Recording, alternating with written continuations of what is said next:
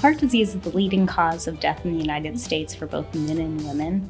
Over 630,000 people die each year from heart disease. That's 1 in every 4 deaths. There's several types of heart disease, the number one being coronary artery disease, or blockage in the blood vessels to the heart.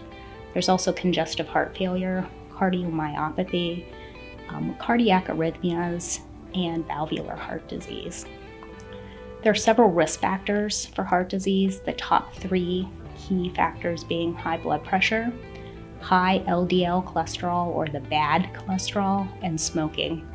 Several other risk factors that play a part though in heart disease are diabetes, being overweight or obese, physical inactivity, and excessive alcohol use. Some signs and symptoms of a heart attack are pressure in the center of your chest, sometimes moving off to the left side of your chest. It can go down into your arm or up into your neck and your upper back, accompanied with some shortness of breath, breaking out in a sweat, or what we call diaphoresis, and sometimes just that feeling of nausea that's unremitting.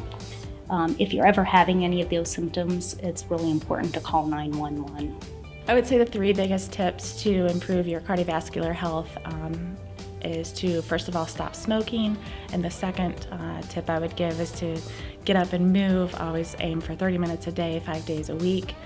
And that includes getting up and getting your heart rate up and breaking a sweat. The third piece of advice I would give is to get your blood pressure checked regularly and see your primary care physician for your yearly routine. I would say the 2 biggest myths about heart disease, the first one would be that if you're younger, that you're not at risk for heart disease, and this couldn't be farther from the truth, as the way that you live your life now is going to predict your cardiovascular health in the future, especially being that obesity and diabetes type 2 are becoming more and more prevalent.